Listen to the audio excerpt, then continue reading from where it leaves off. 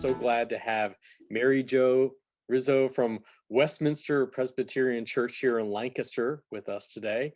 And I've had the blessing of getting to know Mary Jo and many others at that church, in particular through their missions conference that they host every year. So I thought it would be helpful to have her here on our Teach2Reach program, our Teach2Reach videos that we put out to share a little bit about what they do at their missions conference each year, in particular in relation to children.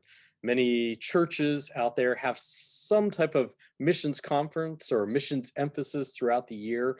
And my own family has been greatly encouraged by the work that our children are actually able to have part in there when they come to the Westminster Missions Conference when I'm representing Bible Visuals. So welcome, Mary Jo. Glad to have you here today. And let me ask, first of all, what is your official role there at Westminster Presbyterian? I'm the Children's Ministry Director. Okay, and how many years have you been doing that? 10 years, almost 10 years. Mm-hmm. Great. Well, since missions conferences can look different at different churches there, why don't you give just a little overview of what your missions conference looks like at Westminster? I know it involves more than just your role there, but give a good overview. Then we'll get into how you work to engage the children of your congregation into that missions conference. Yeah, sure. Our missions conference actually starts on a Wednesday, and Wednesday nights we have men's and women's Bible studies, youth group, children's clubs, and missionaries come and visit those activities on Wednesday night. That starts us off. And then our main event is the mission fair on Saturday afternoon. And that's where we have the missionary displays and seminars and things for children. The Missions in Me book, we start working on about 6 months prior to the mission conference. And we create a book that the children will work on at home in the 5 weeks prior to the missions conference. And it's for kids in kindergarten through 6th grade. And the book contains the conference theme Bible memory verse, which we want them to memorize and learn. It has a Bible lesson in each unit. There's 5 units, one for each week. And that connects with the theme as well. And then we connect them with the missionary in each unit too. And we have them give us their prayer requests and give a description of their ministries. And then we have some fun activities, a craft or a game or a STEM project, some kind of thing that is just fun that kind of connects to the theme. And we always include a recipe, an international recipe, some of them from our missionaries or members of our congregation.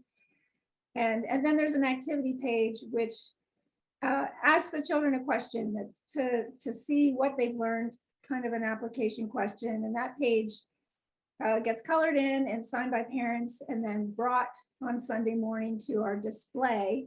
We make a big display in the hallway that goes with the theme, and the children come in and check in there, turn in that page, which we then hang on this huge wall, 9 feet high by 24 feet long, outside my office. And we check them off. They get credit for each unit that they do. And if they complete at least 4 out of the 5 units, they can earn mission dollars that can be spent at the mission fair at the missionary displays. So there's some incentive there to complete as much of the book as possible. Over the last couple of years, you've had some videos that are part of this too? Yes. So we have a volunteer who writes for us, and she had been writing the stories in the Missions in Me book to go with the theme. And last year was the first year that we introduced video. So she wrote scripts and we had actors, children were in the videos. And this year we did the same thing with adults and children. And so now the kids will watch the videos and then do their Bible lesson and the activities in the Missions in Me book. So that has added a whole new element. So now we have to recruit actors and have practices and filming in addition to actually writing the book and gathering all of the pieces that go into the book. but it has been very effective. We've seen an increase in participation from the children, and we can see that it has had more of an impact on the children, especially this past year where we had the missionaries make short video clips to include, and that was directly connecting the children to the missionaries. They could hear the missionaries speaking to them and then also see them in their area of ministry. And I think that was something that really changed things. And it just really had an impact on the kids understanding what the missionaries are doing. So there's a team of a core team of 4 of us. And then there's recruiting actors and helpers. And I have an event assistant now. And then there's some people on the periphery. We've got a volunteer at church who binds the books after we print them. And then we have volunteers who work at the Missions and Me display. Usually teams will check in the children on Sunday mornings. So you said the children are filling out these units, and as they do them, they're earning mission bucks, is that what you said, or mission dollars? Dollars. And they're able to use them at the missions fair. And you made reference to that earlier. That's on the Saturday of the missions conference. And why don't you fill in a little more detail what the missions fair looks like and how children are engaged in that in particular? Yeah, so at the mission fair, we have a display, and the children will pick up their certificates if they've completed their books, at least 4 units, and their mission dollars. We have a special prize incentive if they consistently work through the book and they don't rush through and do them all at the same time to get the candy reward on Sunday morning.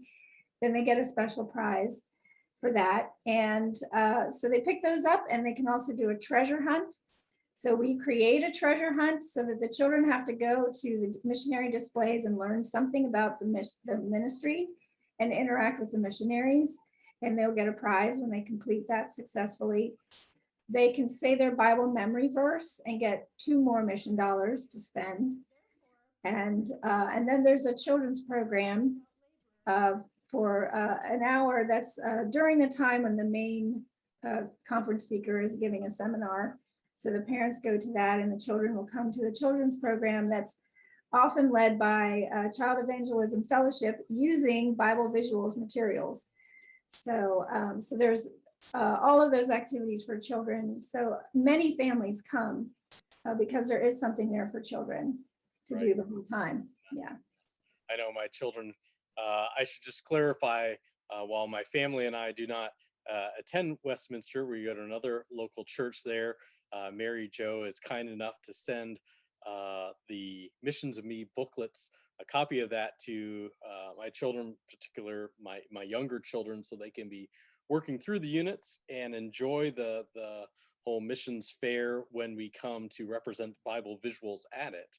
And that's been a great experience for them. I have my older children who have kind of aged out of that and now go into the teen group there, but my younger ones are still participating, and my older ones love helping the younger ones because they still kind of get to participate that way. Missions Fair, the name of it, fair is spelled Fare because we have international food there. There's always quite a variety of different foods to try, and desserts as well. So that's really a highlight, to come and have a meal with your family. Sometimes you can sit with missionaries who are taking a break to have their dinner and experience these different kinds of food. I think it's important to find ways to connect the children to the missionaries, whether they read a little letter from a missionary. Sometimes we've done that in our Missions and Me books. So missionaries write the children a letter about their ministry, how it pertains to the theme, and that they pray for the missionaries. We have prayer requests in every book, and we ask the children to pray every week and check off that they prayed for their missionaries every week or every day. If their families can do it every day, that's even better. So that's where I would start, just to connect the children to the missionaries and their ministries and pray for them and know what their needs are and know how to support them. And then if there's activities, one activity page with a few questions and, a craft or something. An incentive is always helpful for completing the page. We try to keep it simple. We've seen the book evolve from more of a workbook with a lot of question answer to really focusing on one main point, and which would go with the theme of the conference. We'd rather have the children take away one big thing rather than try to accomplish too much. So we found that it's more manageable for families if it's a simplified, more focused book on the theme, on the particular Bible verse, and what we want the children to take away from that, and just get them connected with the missionaries. Yeah. And there seems like there's some great ways to be able to do that these days that didn't even exist perhaps even a year ago or so. With everything that's going on, people are more able to do video calls and send messages, recordings like that. Everyone's kind of an expert on doing life on computers and being able to connect in that way. So it seems like there's some great tools that you can incorporate. The church that I attend is not a large church in comparison to Westminster, but I stole some ideas, got some ideas from Mary Jo and her team for our missions conference, which was kind of spread over several Sundays, 1 month this year, and kind of making little activity pages that had that type of video interaction with some of our missionaries as well. So one thing I know that we were talking about this being focused on the children, but it seems like it's the family that gets to really engage with that. And sometimes the adults, and perhaps even more so the adults, learn a lot more about the ministry partners that their church is supporting through this as they help their children work through this. And I know some children will do it independently, but a lot of times it's mom and dad who's helping with this too. So absolutely. And we've created a page in the Missions and Me book in the beginning that has all 5 missionaries, one for each of the units, that they can cut out and put on the refrigerator with their prayer requests. So the whole family is seeing that and hopefully praying for the missionaries together. And of course, the younger children need help from either older children or their parents to do the book. So it is a family activity. And then the families come to the mission fair, and parents are often going around with their children to the missionary displays for the treasure hunt and to use their mission dollars. So the whole family is getting connected to the missionaries through this project. Well, that creativity is on full display and does help. I know my children, I see them respond to it. We always try to get a picture in front of your displays when we come there. So yeah, thank you for all the work that you and the team put into this and helping children be pointed to the greatness of God and his work, and seeing the people from every tongue, tribe, and nation that are part of this kingdom, and see the need of continuing to spread the gospel throughout the world. So yeah, thank you so much, Mary Jo.